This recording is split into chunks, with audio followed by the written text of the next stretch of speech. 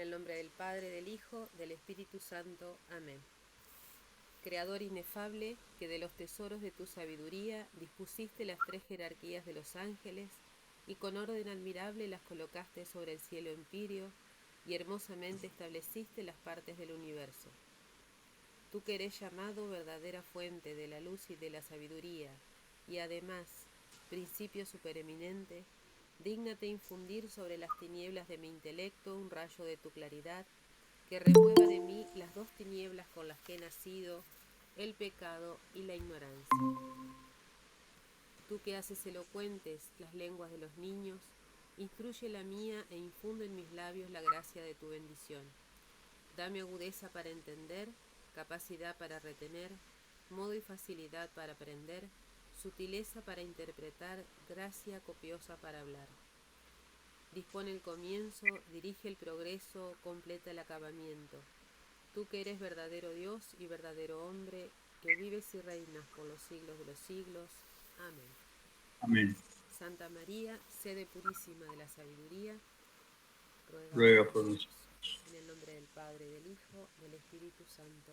Amén. Bueno, Muy bien. Saludo a Victoria, que se acaba de unir. Buenas noches, Victoria.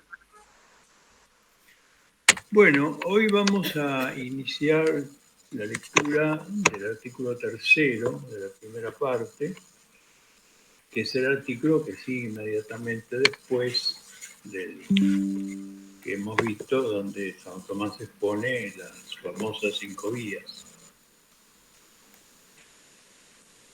Y antes de iniciar la lectura del texto, quería leerles un pequeño texto que trae acá la edición, la vieja edición de la BAC, de la Suma de Teología, que tiene varias cosas buenas, entre ellas los comentarios de célebres autores tomistas de aquella época, ¿no? Porque esta obra que es de los años 40, 50, cuando la orden dominicana estaba en su esplendor. El que comenta la introducción a la cuestión 3 es un distinguido sacerdote, está fallecido, padre Francisco Muniz, uno de los teólogos dominicanos más importantes, que fue discípulo de Santiago Ramírez, que ha sido sin duda el más grande tomista del siglo XX seguro.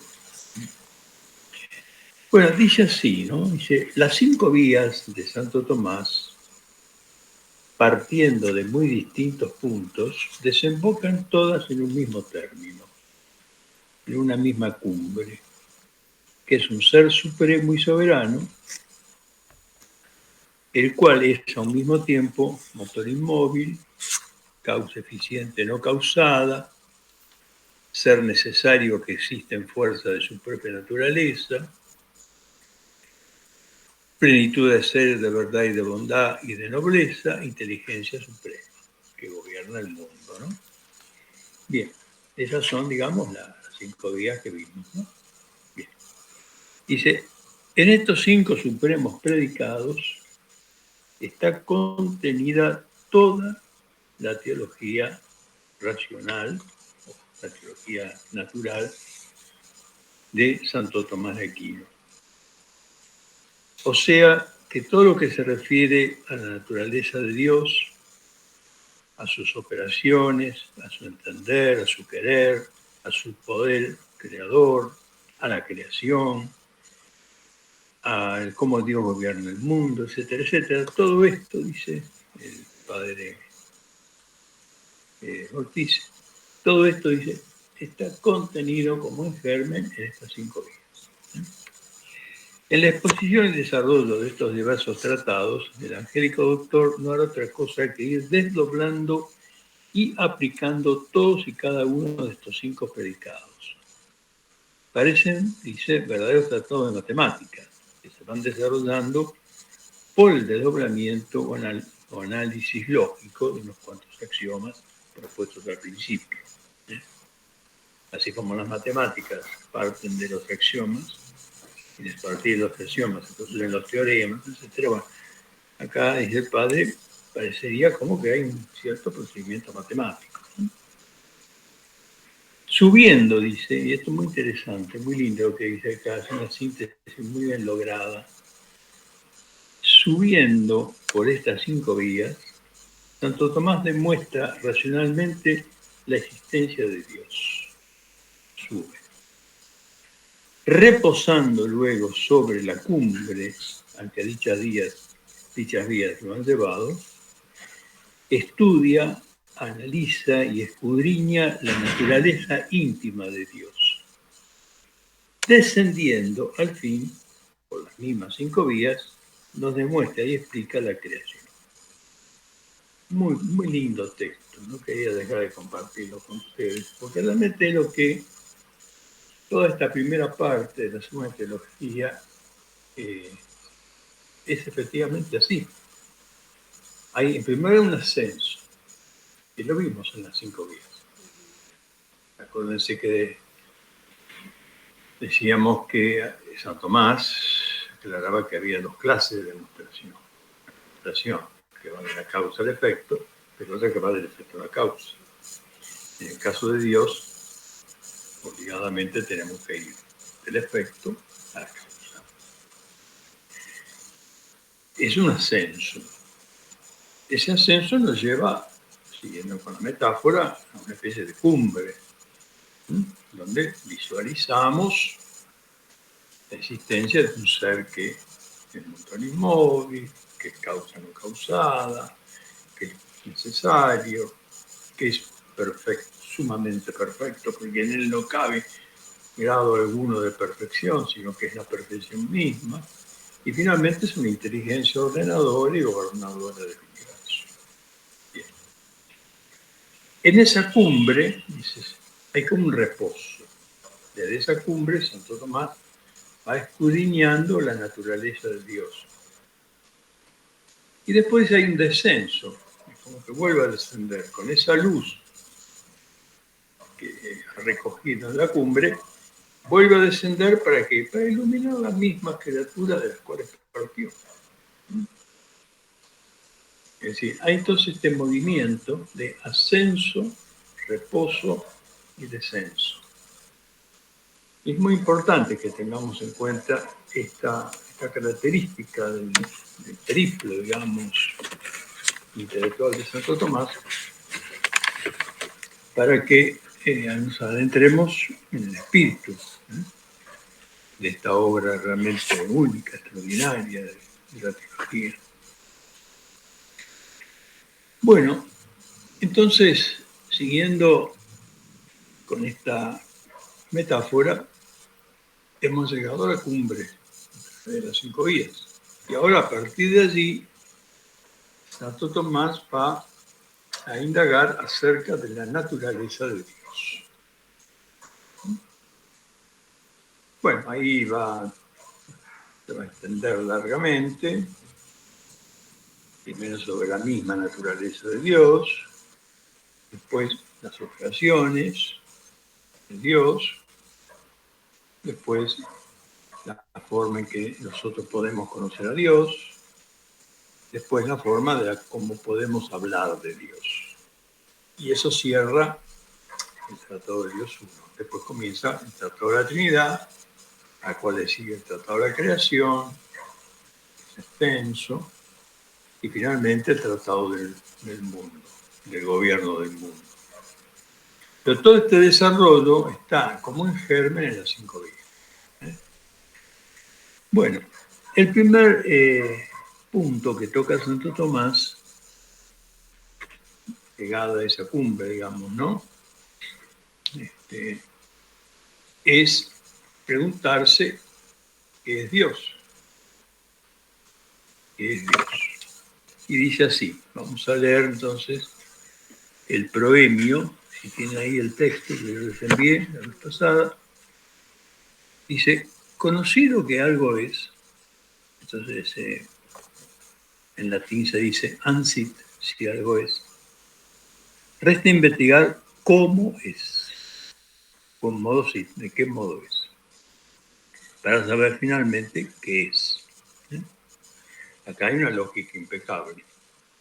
Primero saber si algo es, si existe. Eso es lo único. Dios es. Dios existe. Ya lo hemos demostrado ampliamente a través de las guías, etc. Pero ahora tenemos que investigar cómo es ese Dios al cual hemos llegado a través de las guías.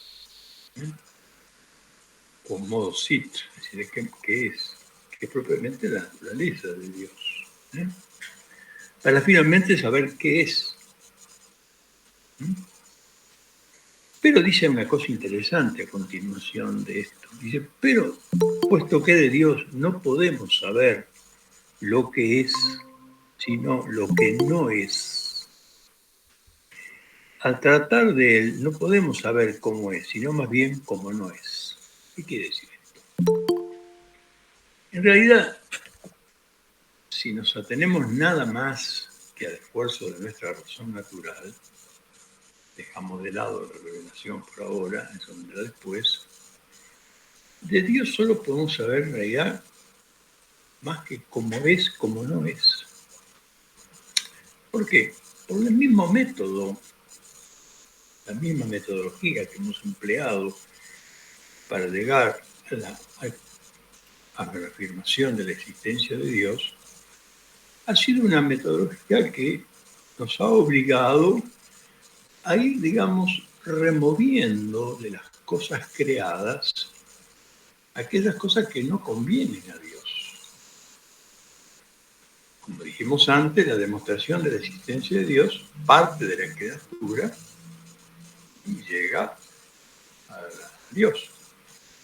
Entonces, la primera vía, por ejemplo, partimos del movimiento.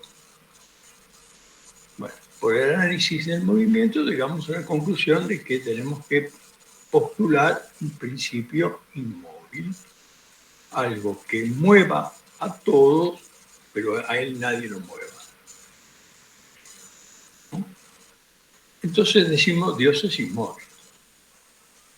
Pero Dios es inmóvil es una forma afirmativa, en realidad, de referirnos a una negación. Porque cuando decimos que Dios es inmóvil, lo que queremos decir que hemos removido de Dios toda idea de movimiento. Porque el movimiento implica una imperfección. El movimiento implica un cambio. El movimiento implica que algo está en potencia, que necesita algo en acto que lo mueva. Y lo vimos. Pero no conviene a la noción de Dios un Dios que sea movido. Como no conviene un Dios que sea causado. Es una contradicción terminis. Un Dios que es movido por otro no es Dios. Un Dios que es causado por otro no es Dios. Un Dios en el que se da un grado de perfección deficiente tampoco sería Dios, etc. Entonces, lo que nosotros vamos haciendo es lo que técnicamente se conoce en metafísica como una remoción. Y vamos removiendo de las criaturas aquellas cosas, vamos abstrayendo, sacando, removiendo de las criaturas aquellas cosas que no convienen a Dios. Y al final, ¿a qué llegamos? Llegamos a saber más bien lo que Dios no es que lo que Dios es. Esto es lo que se conoce como la teología negativa. Obviamente que la revelación ha confirmado plenamente la teología negativa, pero también ha añadido algo más. Algo de su intimidad Dios nos ha revelado. Nos ha revelado el misterio de la Santísima Trinidad, por ejemplo. Nos ha revelado el misterio de la encarnación, de la redención. Bueno, pero eso ya corresponde más bien a lo que podríamos llamar la teología propiamente revelada. Es un preámbulo racional a esa teología revelada que después Santo Tomás va a tratar más adelante en otro tramo de su obra. Entonces, de Dios solamente podemos saber cómo no es. Por eso dice Santo Tomás, que al tratar de Él no podemos saber cómo es, sino más bien cómo no es. Bien. Por tanto, dice entonces, lo primero que hemos de considerar es cómo no es Dios. Segundo, cómo lo podemos conocer nosotros. Y tercero, cómo podemos nombrarlo. Y estas cuestiones, que van de la 3 a la cuestión 13 de la primera parte, constituye, digamos así, como el primer tratado que se deriva directamente de las 5 vías. Después va a haber otras cuestiones sobre las cuales Santo Tomás va a volver sobre otras cosas, pero que siempre todo va a estar en relación con las 5 vías. Bueno, dice, ahora bien, ¿cómo no es Dios? Puede mostrarse removiendo de él aquello que no lo es conveniente, lo que decíamos antes. He aquí el método típico de la teología natural. Por ahí van a encontrar la palabra teodicea. La palabra teodicea no es conveniente utilizarla porque es totalmente ajena a la tradición escolástica y es de origen moderno. Teodicea, etimológicamente, quiere decir justificación de Dios. Teo, Dios, dije, justicia, justificación. Y en realidad el término no es en sí mismo un término conveniente, pero desde el punto de vista de la tradición filosófica está unido del idealismo. Dios, la teodicea, es una especie de Dios que surge de un contexto idealista, racionalista. Entonces, no es que sea propiamente, no es del todo inconveniente usar la palabra teodicea, pero es mucho más ajustado al espíritu y a la letra de la escolástica medieval, hablar de una teología naturalis, una teología natural. ¿Por qué natural? Porque la teología, el conocimiento de Dios, al cual podemos llegar por razón de fuerza de nuestra razón natural. Teología naturalis. Bueno, a veces las cosas conviene, digamos, nombrarlas con la mayor propiedad posible. Repito, la palabra teodicea no es en sí una palabra absolutamente no recomendable, digamos. Pero es mucho mejor, más ajustado al espíritu y a la letra de la tradición escolástica, hablar de una teología natural. Bien. Entonces decimos, ¿cómo no es Dios? Puede demostrarse con esta teología natural, removiendo de él aquello que no es conveniente, por vía de remoción.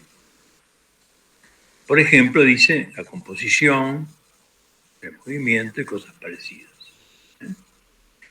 Ergo, lo primero que investigaremos, dice Santo Tomás, es su simplicidad, para lo cual removemos de él la composición.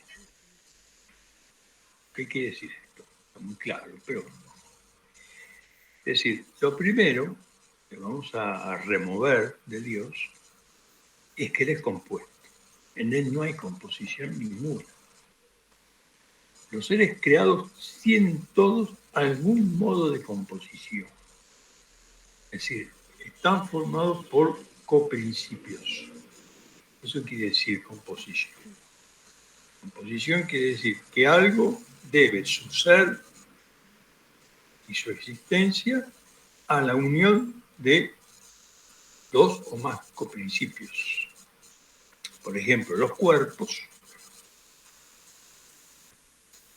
físicos, deben su existencia y su ser a la composición real que hay en ellos de materia y forma. La materia es aquello de lo cual está constituido, la forma es aquello que los constituye en una determinada naturaleza o esencia. En los seres no corpóreos también hay composición, no de materia y forma, pero sí de esencia y acto de ser. Es decir, en todos los seres creados hay composición. Entonces no conviene atribuirle a Dios ninguna forma de composición, porque toda la composición siempre indica un grado de imperfección en el orden del ser.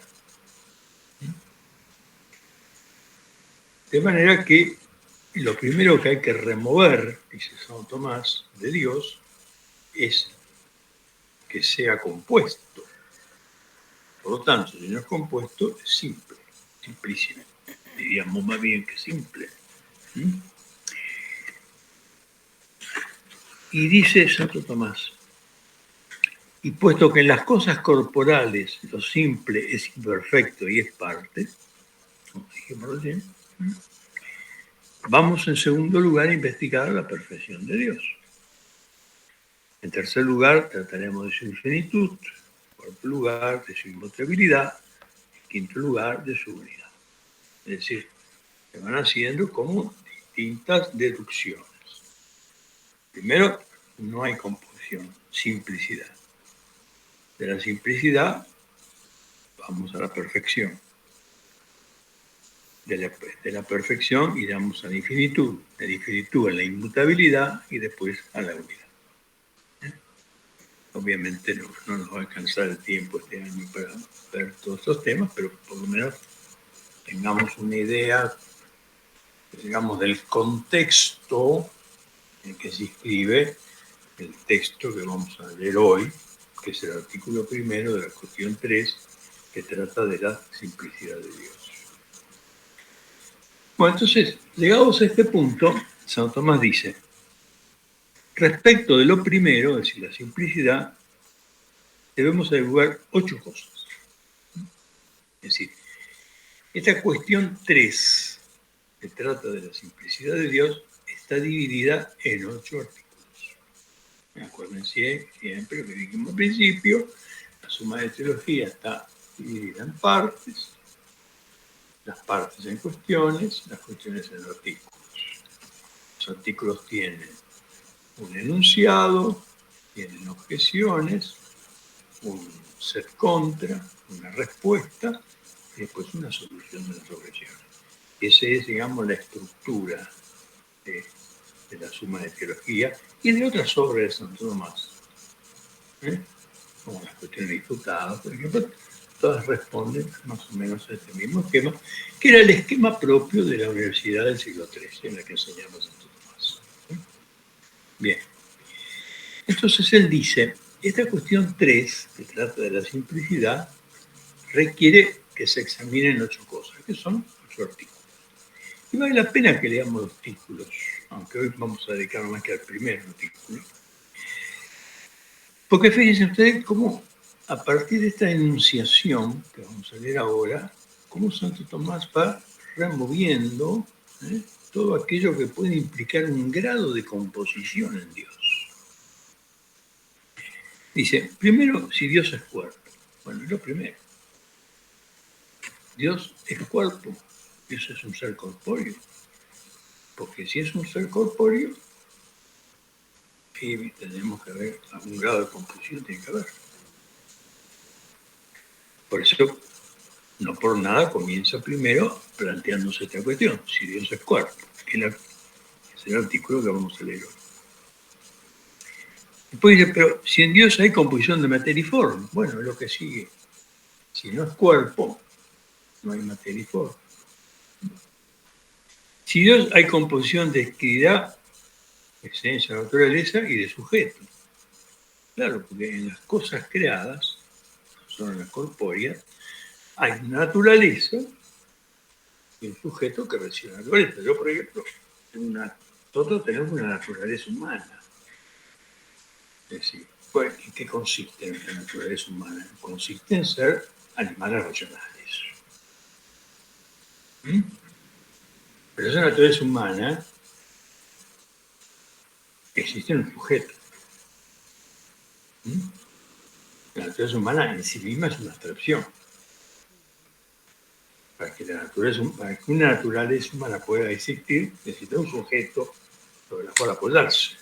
Sujeto quiere decir eso justamente, sujeto, lo que está debajo, lo que está haciendo de soporte, lo que está haciendo de, digamos así, de apoyo.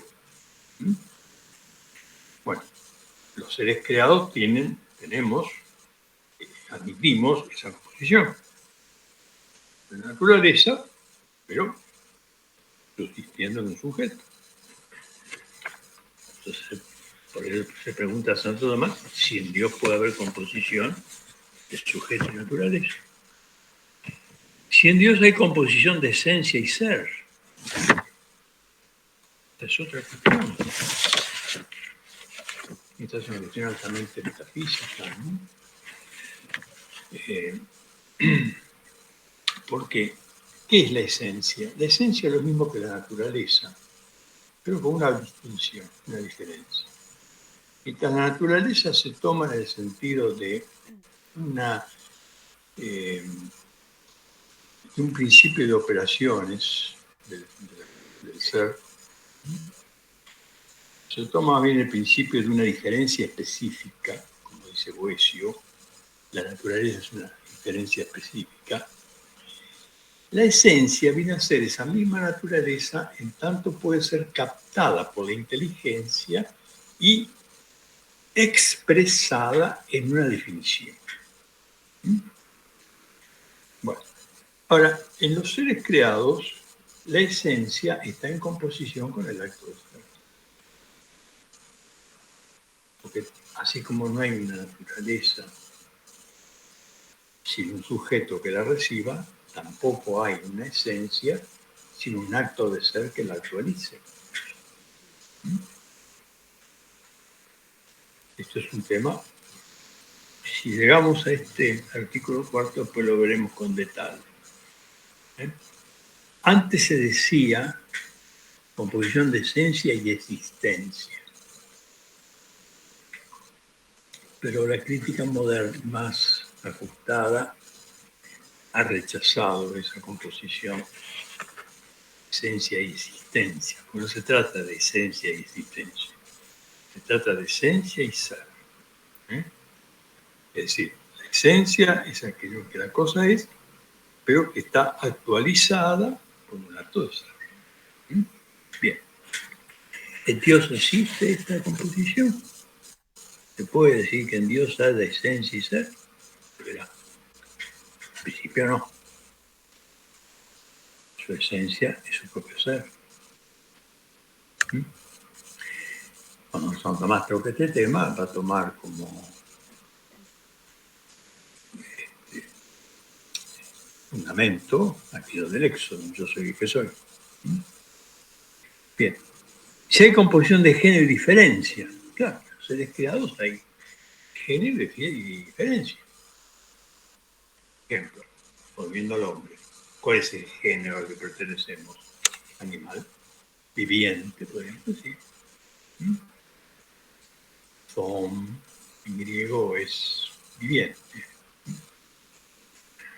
Pero ¿cuál es la diferencia? La racionalidad. Entonces hay composición de género y de diferencia específica. ¿En Dios se da esta diferencia? En principio no se puede dar. Si hay composición de sujeto y accidente, claro. Nosotros, los seres creados, hay algo que es la sustancia o el sujeto, que subsiste por sí en sí. Pero hay otra serie de cosas en nosotros que no pueden existir sino actuando sobre el sujeto. Por ejemplo, yo digo, Pedro es músico. Bueno, Pedro es el sujeto o la sustancia. Que sea músico es el accidente. Pedro es calvo. Pedro es argentino. Es decir, son todas, digamos, predicaciones accidentales. Esto está en conexión directa con las 10 categorías de Aristóteles.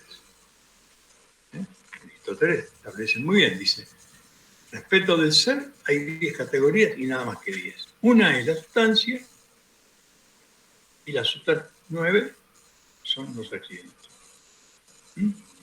El lugar que ocupa la sustancia, la posición que ocupa la sustancia, la cualidad, la pasión, la acción, todo eso. Bueno, en los seres creados hay composición real de sustancia o sujeto y accidente. En Dios hay, podemos prever que no. Pero bueno, es una pregunta que se plantea Santo Tomás. Si Dios es de algún modo compuesto o es totalmente simple. Entonces es una proposición más genérica. Bueno, en Dios no vamos, digamos, rechazando toda composición de materia y forma, de sujeto y naturaleza, de ser y esencia, accidente y sujeto. Pero es totalmente simple. ¿Es absoluta su simplicidad o no? Y por último, si Dios puede entrar en composición con otras cosas. Porque puede decir, bueno, Dios es simple, pero puede entrar en composición, es como una parte de algo. Ese es el sentido de esta última pregunta y que tiene que ver con el panteísmo. Directamente. Ustedes saben que para las doctrinas panteísticas, Dios es solo una parte de una totalidad. Entonces, oponiéndose esas concepciones panteísticas que hacen de Dios una parte y de todas las cosas creadas una partícula de la divinidad, por lo cual todo es divino. Dios es divino, pero todas las que el mundo también es divino. Lo divino es una especie de totalidad en la cual Dios es una parte y todo lo demás son partes de ese Dios. Bueno, justamente para rechazar ese gravísimo error del panteísmo, que estamos muy en boga en el siglo XIII, que Santo Tomás termina de la exposición de esta cuestión 3, en el artículo 8, si Dios entra en composición con otras cosas. Como ustedes ven, repasando todas estas composiciones, Santo Tomás no deja ningún punto suelto. Se va removiendo de Dios toda suerte de composición que se puede encontrar en el mundo creado y que en Dios no se da. En Dios, primero Dios no es cuerpo, ya lo vamos a ver ahora. Por consiguiente, no admite composición de materia y forma. Por consiguiente, no admite composición de naturaleza y de sujeto. Tampoco composición de esencia y ser, tampoco de género y diferencia, tampoco de sujeto y accidente. Dios es absolutamente simple y no entra en composición con nadie. Este es el panorama general, global, de esta cuestión tercera. Bueno, hasta aquí llegamos. Si tienen una duda, una pregunta, si no, pasamos directamente a la lectura del texto del artículo primero.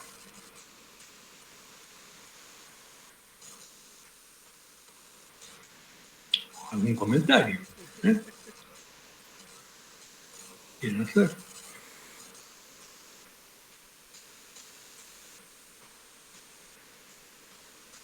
Bueno, entonces, seguimos. Bueno, el artículo primero, tal como lo he anunciado, acá me dice Alejandra que es muy claro. Bueno, demos gracias a Dios. En realidad, claro es Santo Tomás. Acá el cristal que pone oscuridad soy yo. La claridad de Santo Tomás. Dice así, dice, si Dios es cuerpo. Bueno, Dificultades. Respecto a lo primero, se procede así. Parece que Dios es cuerpo. Bueno, pone 1, 2, 3, 4, 5 objeciones.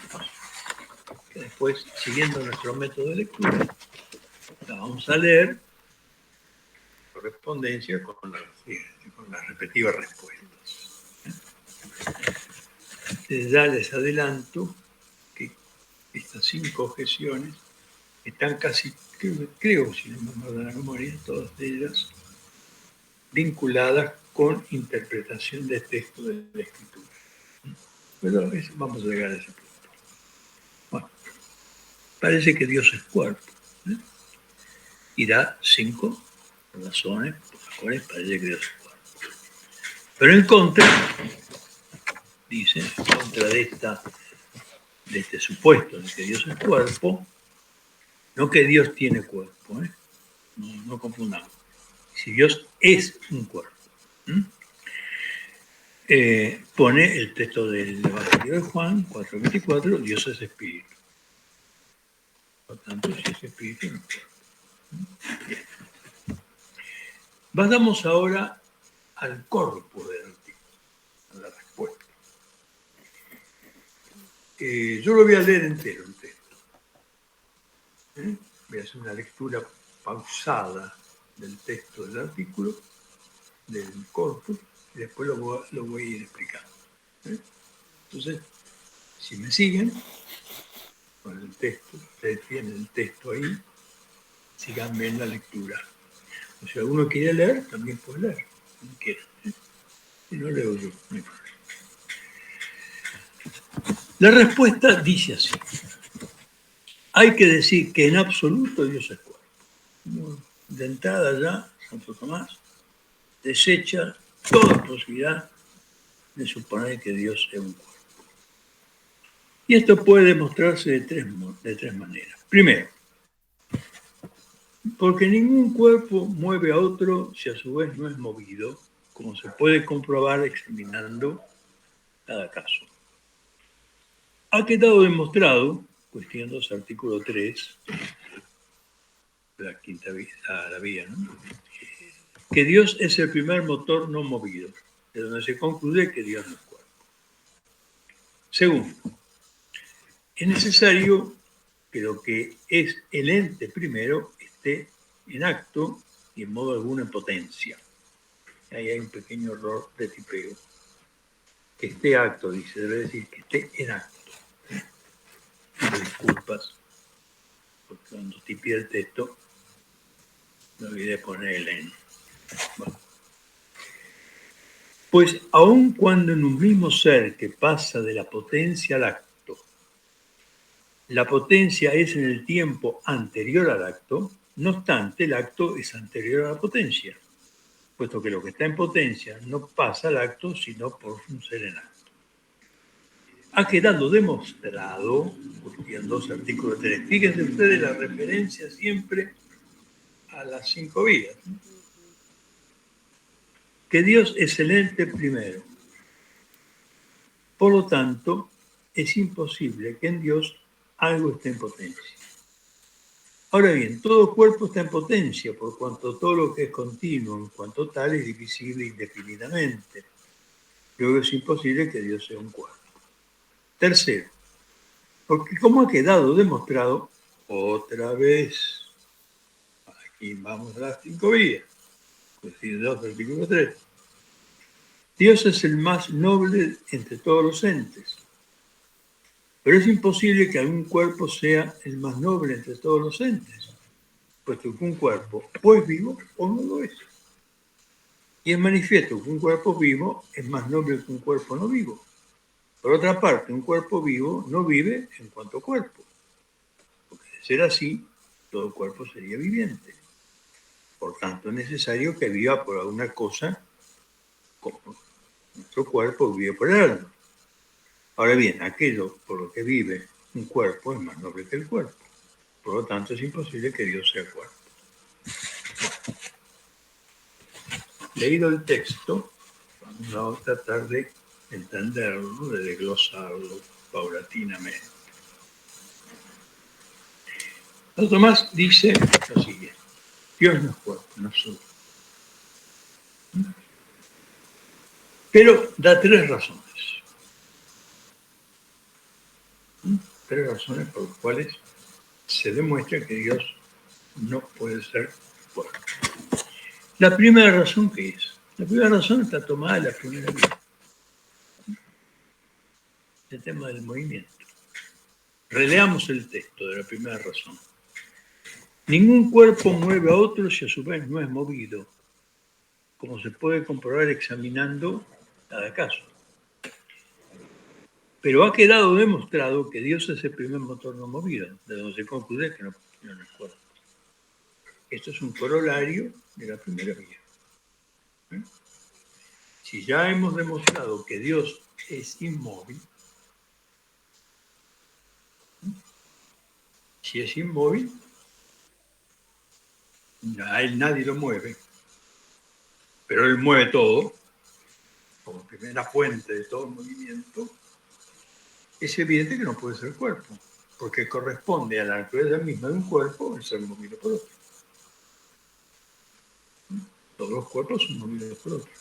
De alguna manera, hemos analizado cuando vimos la primera vía, el sentido en que decimos movimiento, no solamente el movimiento local, movimiento como transformación, como cambio, como pasaje de la potencia al acto, de un ente que pasa de la potencia al acto en tanto que está en potencia. Bueno, todo eso que vimos cuando analizamos la primera de las 5 vías.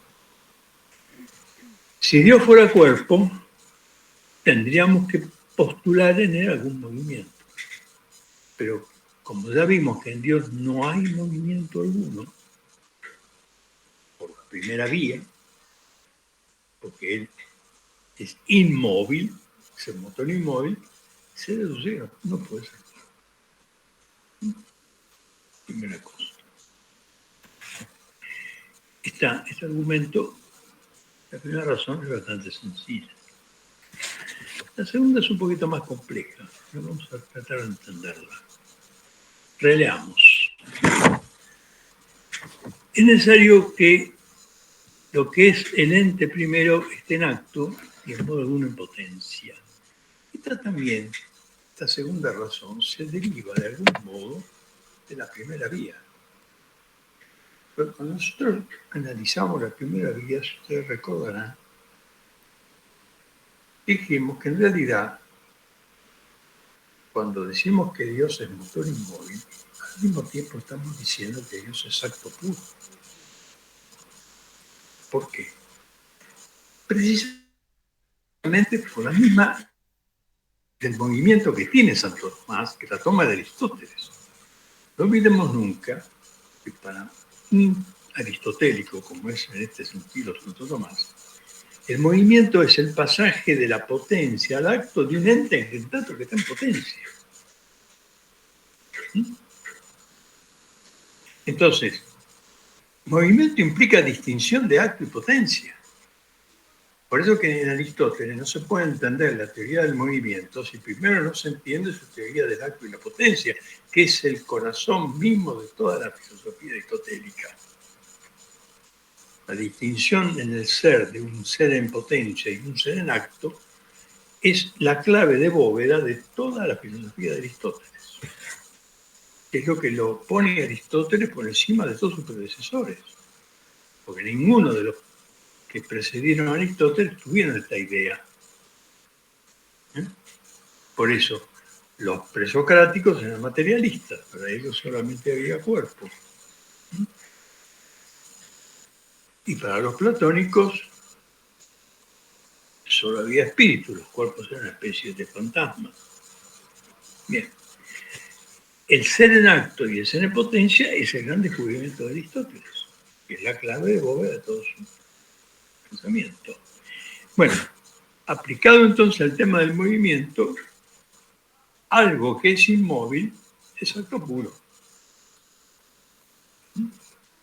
Porque hay una necesaria articulación entre movimiento y acto. Entonces, si hemos dicho que Dios es inmóvil, deducimos de allí que Dios es acto puro. Por lo tanto, dice, el ente primero, es necesario, creo que es el ente primero, esté en acto y en modo alguno está en potencia. ¿Claro? Porque se desprende de la razón anterior. En tanto es inmóvil, es acto puro. Por lo tanto, no puede haber en él composición de acto y potencia. Pues, y acá lo aclara a continuación, aun cuando en un mismo ser que pasa de la potencia al acto, la potencia es en el tiempo anterior al acto, no obstante, el acto es anterior a la potencia. Es decir, no se trata de una anterioridad temporal. Cuando nosotros decimos que el acto es anterior a la potencia, no estamos hablando de una anterioridad en el sentido temporal, sino en el sentido ontológico, en el sentido metafísico. Porque claro, bien lo aclara que Santo Tomás acá, dice, la potencia en el tiempo es anterior al acto, claro. La semilla en el tiempo es anterior al árbol. No obstante, el acto es anterior a la potencia, puesto que lo que está en potencia no pasa al acto, sino por un ser en acto. Es decir, aquí estamos en una prevalencia, en una prioridad del acto, no en un sentido temporal, sino en un sentido metafísico. Porque aun cuando en lo temporal la semilla esté antes que la planta, es evidente que esa semilla necesitó de un ser en acto para ser semilla. Y así, siempre estamos girando en torno a la primera vía. Ha quedado demostrado, vuelve otra vez a la vía, que Dios es el ente primero. ¿Cómo lo hemos demostrado? Precisamente a través de la primera vía del movimiento, es el ente primero. Es acto puro. Por lo tanto, es imposible que en Dios algo esté en potencia. No puede haber potencia en Dios. No puede haber ninguna potencialidad. Él es acto puro. Ahora bien, todo cuerpo está en potencia por cuanto todo lo que es continuo en cuanto tal es divisible indefinidamente. ¿Qué quiere decir esto? Esto hace referencia al cuerpo en cuanto cantidad. Porque en la consideración del cuerpo se debe tener en cuenta la extensión y la cantidad. Todo cuerpo es extenso porque ocupa un lugar. Además, tiene una cantidad. Y la cantidad es divisible indefinidamente.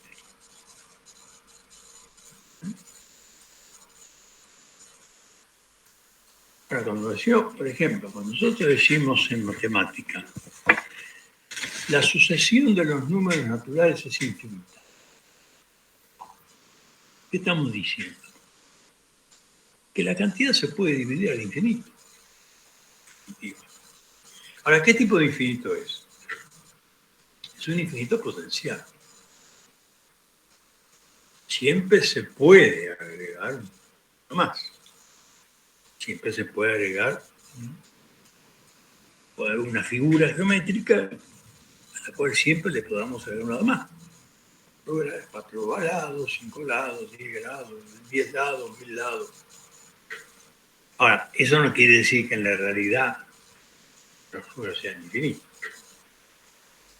Porque los números, como las figuras geométricas,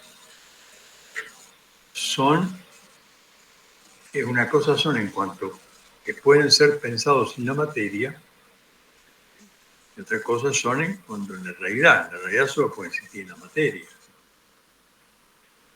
Porque el número 4, por ejemplo, para poner un ejemplo, yo lo puedo pensar sin referencia a ninguna materia. Es un 4. Es un número abstracto. Una figura geométrica también. La puedo pensar, un triángulo, un cuadrilátero, es una entidad abstracta. Pero en el orden del ser, no existe ni el cuadrilátero ni el 4. Existen cosas que se enumeran de 1 a 4. 4 vasos, 4 computadoras, 4 hombres, 4 casas, 4 figuras triangulares, etc. cuadriláteros, etc. ¿Se entiende esto? Por eso es muy importante entender que el cuerpo, todo lo que es cuerpo, en tanto es cantidad, puede ser divisible en infinito. Con esta infinitud relativa, de la que estamos hablando ahora. Luego es imposible que Dios sea cuerpo, evidentemente, porque si Dios fuera cuerpo, deberíamos admitir en él un principio potencial, por lo cual no sería esto puro, y además tendría una cantidad, habría una cantidad. Si Dios fuera cuerpo, tendría una cantidad. Y si hubiera una cantidad, sería divisible al infinito. Y eso ya contraría la misma idea de Dios.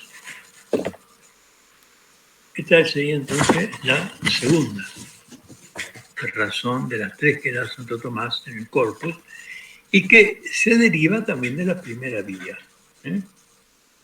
Siempre hay que tener, entonces repito, es muy importante, dada justamente la concepción del movimiento de Aristóteles que Don Tomás hace suya, hablar de un motor inmóvil es hablar de un acto puro. Es muy importante que tenerlo siempre presente. Y si decimos que Dios es cuerpo, entonces tenemos que admitir que le da una potencialidad.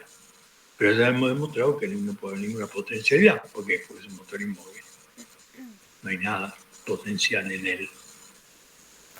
Además, tampoco podemos admitir en él una división al infinito si fuera cuerpo, porque si fuera cuerpo tendría cantidad. Bien. Ahora veamos la tercera y última de las razones que da el Aquinate en este corpus. Dice, tercero, porque ha quedado demostrado, otra vez la referencia a la vía, Dios es el más noble entre todos los entes. Corta vía. Corta vía. Dijimos que la corta vía, ¿de dónde partía? Partía de la constatación de experiencia de que en las cosas creadas hay algunas que son más nobles que otras. Algunas son más verdaderas que otras, otras son más buenas que otras, etc. Pero teníamos que llegar a un ser que fuera la perfección suma y la causa de todas las otras perfecciones. Entonces, si tenemos en cuenta la cuarta vía, Dios es el más noble entre todos los entes. Pero ¿qué pasaría si fuera un cuerpo? Si Dios fuera cuerpo, pongamos que Dios sea cuerpo, ¿qué pasaría? ¿Sería lo más noble? No. ¿Por qué? Por dos cosas, que quizás más distinguen muy bien. Dice, porque un cuerpo o es vivo o no es vivo. Primera distinción. Hay cuerpos que viven y cuerpos que no viven. Por ejemplo, una piedra es un cuerpo, pero no es un cuerpo vivo. Una planta es un cuerpo, pero es un cuerpo vivo. ¿En qué radica la diferencia? Es que el cuerpo no vivo no tiene ningún principio intrínseco, ninguna interioridad que lo mueva. Lo mueve otro. Es lo que mueve a la famosa discusión que tuvimos con Frank sobre el viento. ¿Quién mueve el viento? Bueno. Entonces, si fuera un cuerpo vivo, si fuera un cuerpo no vivo, no, sería menos noble que un cuerpo vivo, porque el cuerpo vivo implica una perfección en el orden de los cuerpos. Un cuerpo viviente es mucho más noble que un cuerpo no vivo. Pero un cuerpo viviente no es viviente porque es cuerpo. Es decir, no es coesencial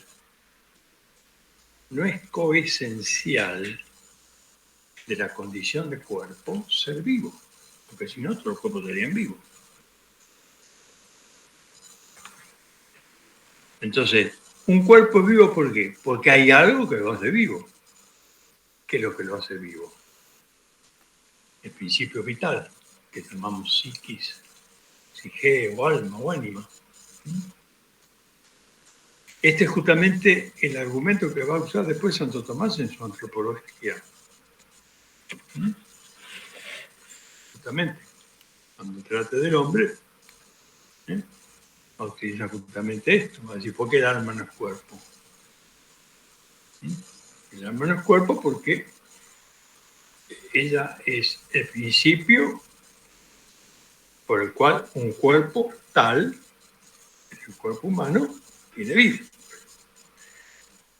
El alma vegetal es el principio por el cual un cuerpo vegetal es viviente. Entonces, no se desprende necesariamente de la noción de cuerpo que el cuerpo sea vivo, porque si no, todo el cuerpo sería vivo. Si un cuerpo es vivo, porque hay algo no corpóreo que lo hace vivo.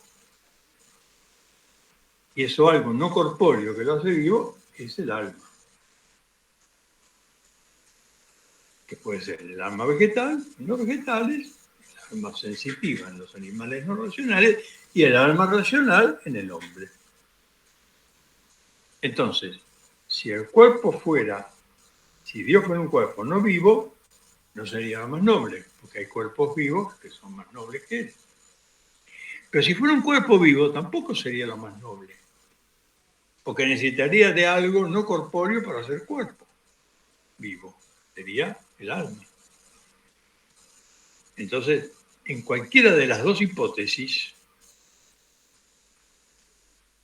Dios nunca puede ser cuerpo. ¿Por qué? Pues si fuera cuerpo, no sería lo más noble, no sería lo más perfecto. Y ya hemos demostrado a través de la cuarta vía que Dios es la perfección suya. Esto es muy importante tenerlo en cuenta, porque es un tema al que Santo Tomás vuelve con cierta insistencia en otros textos y contextos. Porque los primeros cosmólogos, los primeros filósofos que se conocen como presocráticos, no avanzaron, dice Santo Tomás, y esto tiene razón, no avanzaron más allá de suponer que todo era cuerpo. Los presocráticos fueron los primeros que pensaron racionalmente el universo, se acercaron de una manera a la verdad, por supuesto, pero de una manera incompleta. ¿Por qué? Porque todo lo redujeron a lo corpóreo. El alma misma era corpórea para los presocráticos. Demócrito, Anaxágoras, y todo. Conocemos. Para ello no había más que cuerpos. Entonces, Santo Tomás insiste acá, una vez más, que las realidades corpóreas no son las más nobles, las más perfectas. Porque siempre necesitan de algo no corpóreo para hacerlo.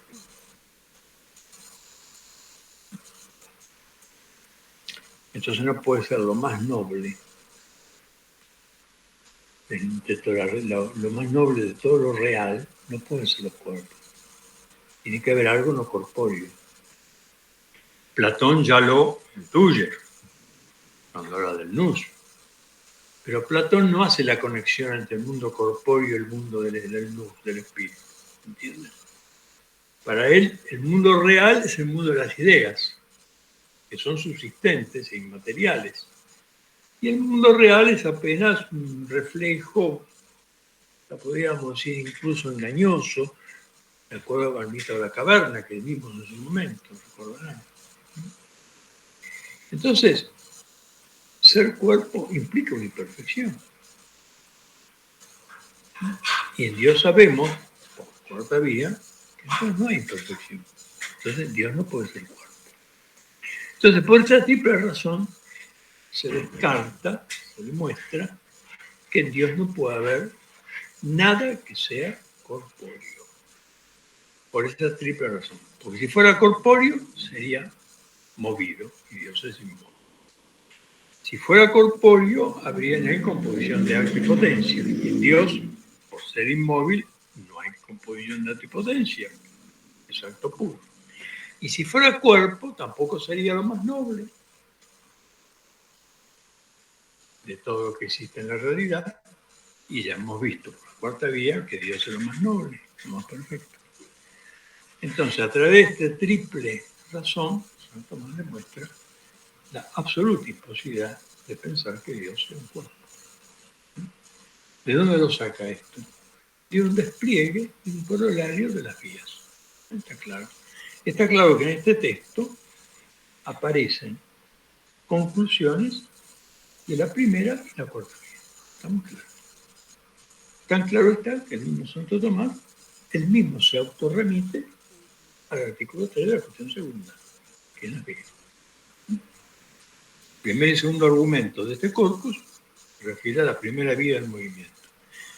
El tercer argumento de este corpus, de este texto que vamos a leer, se refiere a la cuarta vía.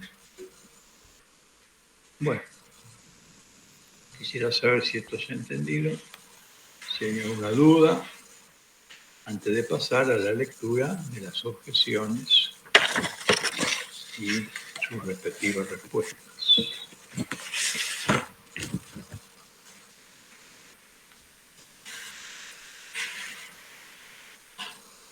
Nadie piensa, me parece.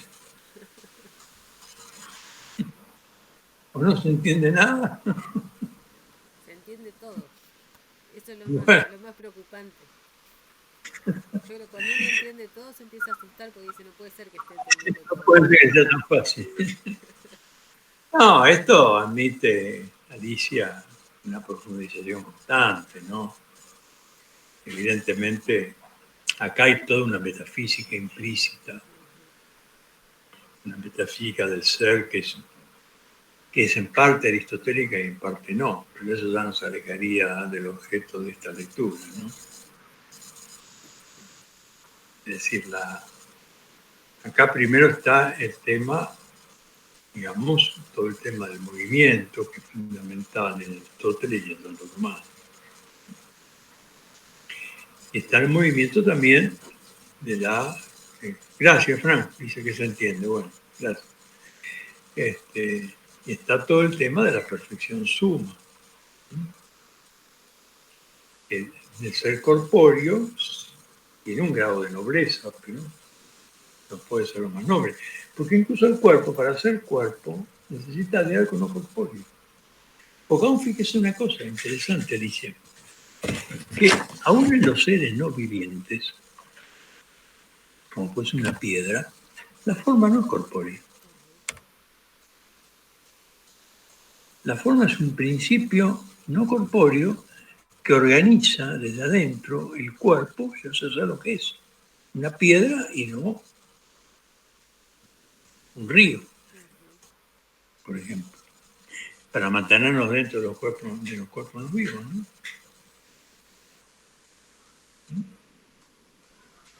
Y cuando hablamos de los cuerpos vivos, no son todavía. Los cuerpos vivos tienen una intimidad, una interioridad, son vivos porque se mueven a sí mismos a través de un principio intrínseco de su movimiento, pero no porque sean cuerpos. No son vivos porque son cuerpos. Son vivos porque tienen una forma superior a la forma de los no vivientes, que los hace capaces de esa interioridad por la cual los pueden moverse de sí mismos. Yo siempre les digo a los, me ha tocado en verdad este tema, en una inmensa montaña, la más pequeña brizna de hierba del camino, hay un abismo ontológico, aunque parezca paradójico.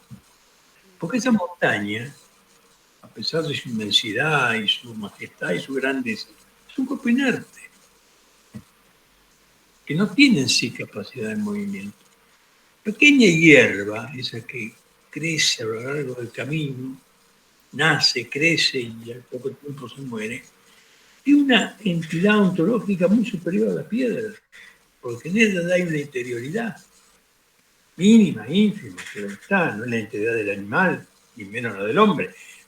No hay una interioridad. Por lo tanto, entre la más pequeña brina, entre la más humilde hierba, entre la florcita más silvestre y una montaña inmensa, hay un abismo ontológico. Así que bueno, eso es, ¿no? Todo eso se desprende de estas cosas, ¿no? Yo no sé de filosofía, dice Alejandra. A ver qué dice Alejandra, se fue el cartel. A ver, Bueno, dice, yo no sé de filosofía, pero el proceso de razonamiento, de pensar, de entender es excelente como usted lo enseña y explica. Puedo bueno. decir que entiendo filosofía. Bueno, la filosofía es eso, Alejandra, precisamente, ¿no? Es aplicar nuestra razón reflexiva a la realidad. Dice, alguien decía que la filosofía es el sentido común asumido reflexivamente. Bueno, ¿cómo damos de hora, Alicia? De que la magister ceremonia, magistra. Nos quedan 15 minutos. Bueno, entonces podemos ver algunas de las objeciones, si les Pase a parece. una hora. Bueno, primera objeción. Dice el objetor. Cuerpo es lo que tiene 3 dimensiones. Pero la Sagrada Escritura atribuye a Dios 3 dimensiones. Pues dice el libro de Job, capítulo 2, versículo 8, es más alto que el cielo. ¿Qué harás? Es más profundo que el infierno. ¿Cómo lo conocerás? Su medida tiene la longitud de la tierra y la latitud del mar. Por lo tanto, Dios es cuerpo. Bueno, la verdad que no se esforzó mucho el objetor, ¿no? Se vale de un texto de la Escritura, el texto de Job, para atribuirle a Dios 3 dimensiones. Es decir, esa altura, profundidad y longitud. Bueno, la respuesta de Santo Tomás, más o menos la pueden ir imaginando, dice, a lo primero hay que decir, como se ha dicho, cuestiona un artículo 9, ¿a qué nos remite? A lo primero. A la cuestión primera cuando hablábamos de los sentidos de la Sagrada Escritura, ¿te acuerdas? Hablábamos cuáles son los sentidos de la Escritura. La Sagrada Escritura nos transmite lo espiritual y divino bajo semejanzas corporales. De ahí que cuando atribuye a Dios una triple dimensión, bajo la semejanza de una cantidad corpórea, lo hace designando su cantidad virtual. Dice, claro, es una imagen, es una semejanza, ya lo vimos. Cuando hablamos de los distintos sentidos que tiene la Divina Sagrada Escritura.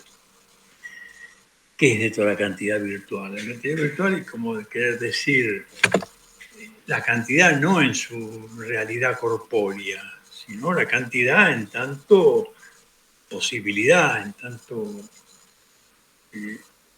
poder, digamos, ¿no? Si cuando hablamos de una altura de Dios, no estamos hablando de una altura física, estamos hablando de su poder. Lo que pasa es que nosotros tenemos que, como digo, el poder de Dios es más alto que el de cualquier hombre. Estamos hablando de una altura física, estamos hablando de una altura virtual, es decir, de una altura, en cierto modo, metafórica. ¿Por qué? Porque nuestra mentalidad es así. Pero también digamos una cosa, nuestra forma de pensar, nuestro modo natural de pensar, es siempre con referencia a lo sensible. En nosotros no puede haber ningún concepto abstracto que no esté directa o indirectamente vinculado con algo sensible. Porque es nuestra forma de ser, nuestra forma natural de conocer. Por eso que la Sagrada Escritura se adecua a la naturaleza del hombre, es una revelación hecha al hombre, no a los ángeles. Entonces, si Dios se revela al hombre a través de la Escritura, obviamente tiene que utilizar un lenguaje antropomórfico para que el hombre entienda, porque si no, no se puede entender. De este modo, dice, por la profundidad se designa la facultad que tiene de conocer lo oculto. Por la altura, la fuerza de su poder sobre todo. Por la longitud, la duración de su ser. Por la latitud, su amor a todo. Bueno, esto ya es una interpretación de Don Lugo, ¿no? en exégesis. Ya estamos en pleno terreno exegético. ¿Mm? O como dice Dionisio, en el capítulo 9 de Divinis Nominibus, por la profundidad de Dios hay que entender lo inalcanzable de su esencia, por la longitud el despliegue de su fuerza que todo lo penetra, por la latitud su presencia en todas las cosas, por cuanto todas las cosas existen bajo su protección. Bueno, esto también demuestra la amplitud del pensamiento de Santo Tomás. Él pone su propio exégesis, pero también dice, hay otra modo, hay otra capacidad, otra posibilidad de exégesis. Esto nos lleva al tema de la exégesis bíblica. Ustedes saben que hay distintas escuelas de la exégesis bíblica. Si bien todas coinciden en la fe y en el postuum fide, pero hay distintas escuelas. Entonces, son todas un poco la síntesis de todas las escuelas exegéticas que lo han precedido. Los primeros grandes exégetas fueron los padres griegos, los padres latinos. Y hay distintas corrientes entre ellos. Y son todas legítimas, porque son distintos modos distintos caminos de llegar al mismo fin, que es interpretar la palabra de Dios. Bueno, entonces él pone su propia exégesis,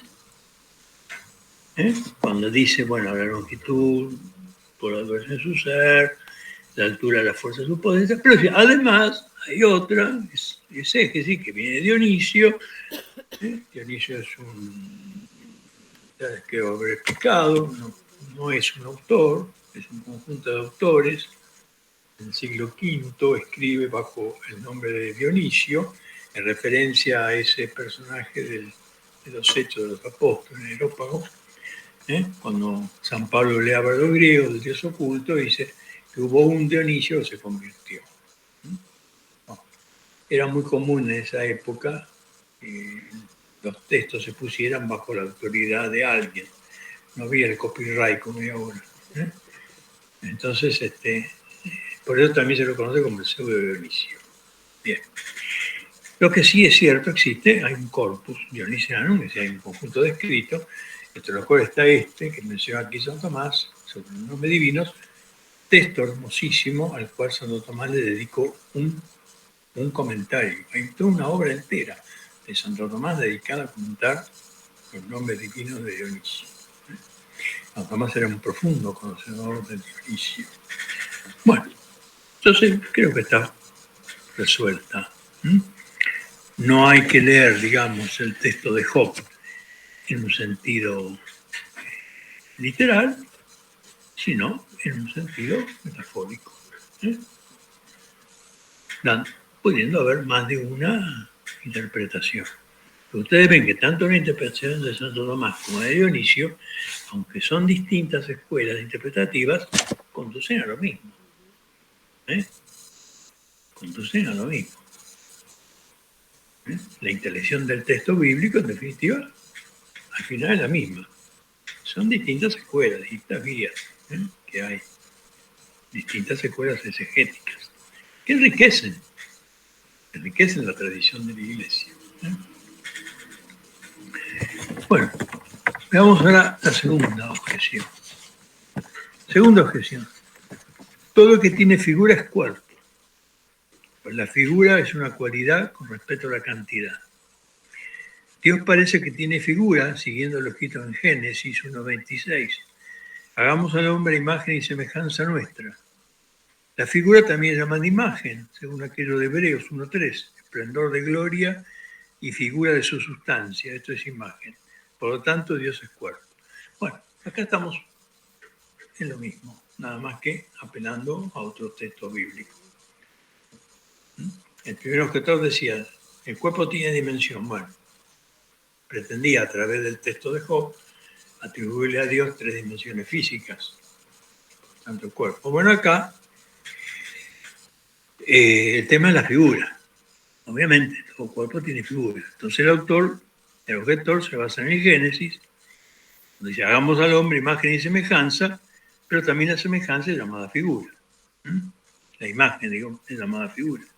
O, como dicen hebreos, el pleno de gloria, figura de su sustancia. Por lo tanto, el objetor, haciendo una lectura estrictamente literal de los dos textos bíblicos que él pone, piensa que Dios tiene figura. Entonces, si tiene figura, es un cuerpo. Bueno, veamos cómo responde Santo Tomás. A la segunda hay que decir, se afirma que el hombre es imagen de Dios, no en cuanto al cuerpo, sino en cuanto a aquello por lo que el hombre supera a los otros animales.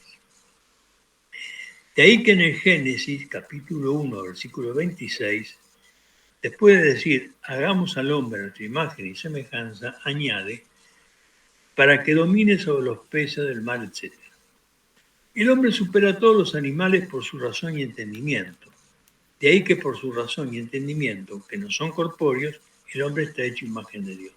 Bueno, fíjense que acá, de los argumentos que pone el objetor, Santo Tomás se toma de uno, que es eso de confundir imagen con figura.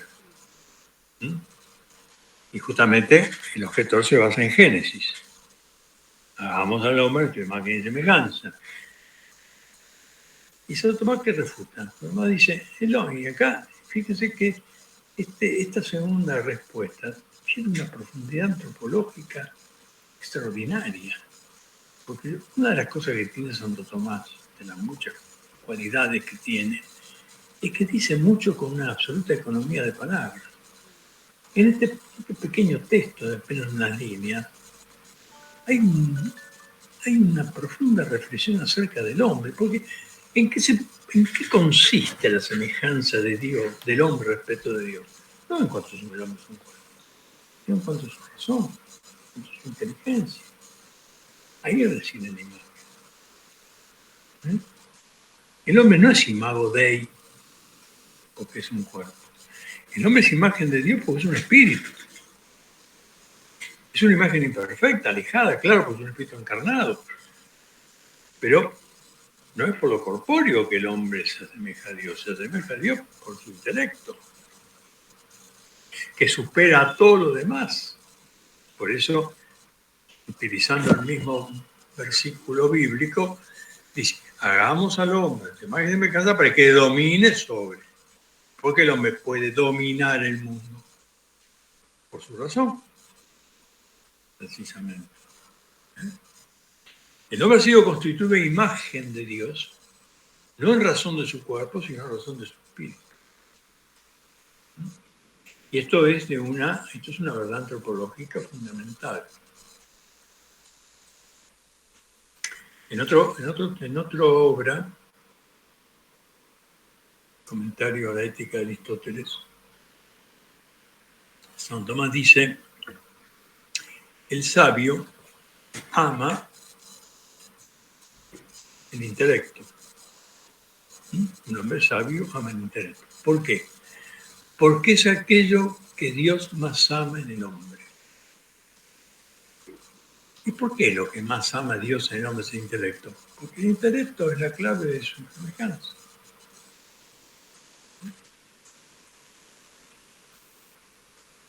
Por eso dice Santo Tomás que en los otros seres que no son el hombre, sacando a los ángeles, por supuesto, no hay propiamente imagen, hay vestigios.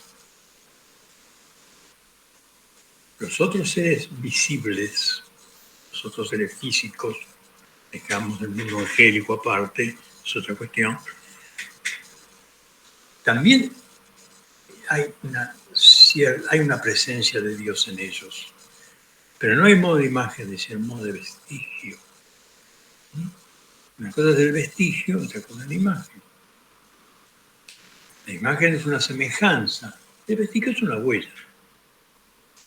Y Santo Tomás utiliza una imagen, una metáfora, dice, donde hay cenizas hubo fuego.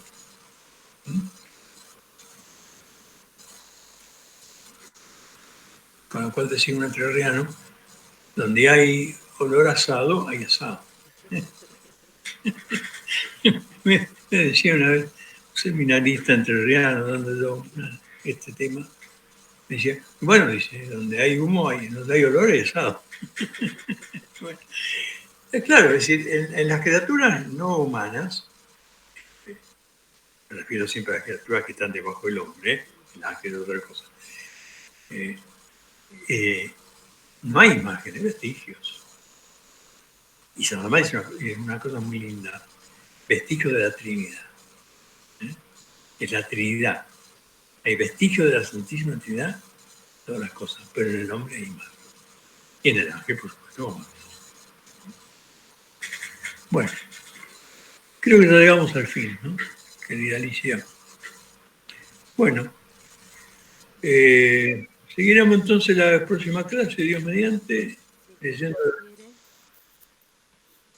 Sería el 26.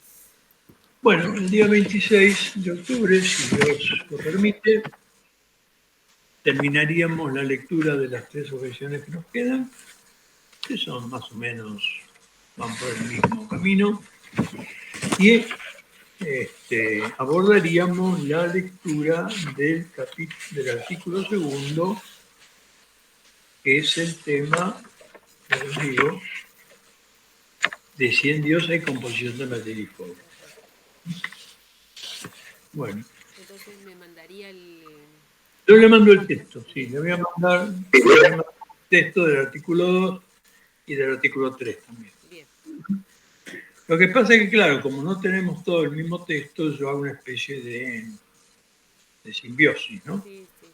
Tomo el texto que está en internet, que es el de la BAC nueva, Ajá. y lo cambio un poco, porque tiene bastante error de traducción. Acá justamente, si ustedes ven, me vi obligado a poner una nota a pie de página, porque tanto el texto de la BAC vieja como de la BAC nueva cometen un serio error de traducción latina. Traducen situs por lugar. Y situs en latín es posición, postura, no lugar. Por eso que me vi obligado a poner una pequeña nota a pie de página. Bueno. Así que bueno, yo no soy demasiado latinista, pero más o menos, con lo poco que se me alcanza como para detectar a veces alguna falencia. Nosotros confiamos plenamente en usted, doctor, porque lo que es latín... No confíen tanto, ¿no? No. No, sí, gracias a Dios he podido estudiar latín, sí. El latín medieval, sobre todo, que me dan un texto Cicerón difícil que lo pueda traducir, ¿no? Me va a costar un poco. El mismo San Agustín me cuesta un poquito, aunque no entiendo. Pero el latín medieval lo estudié, sí, dediqué años a estudiarlo. Y entonces, más o menos me la rebusco, como se dice. Me doy cuenta, ¿no? Ah, nosotros en eso nada. Cosas que suenan al oído. Claro, cuando uno lee la traducción castellana, suena, como al músico cuando le suena más una nota. Entonces uno va al texto latino y encuentra que hay un error. Traducen la palabra situs, la verdad situs en latín. Situs es un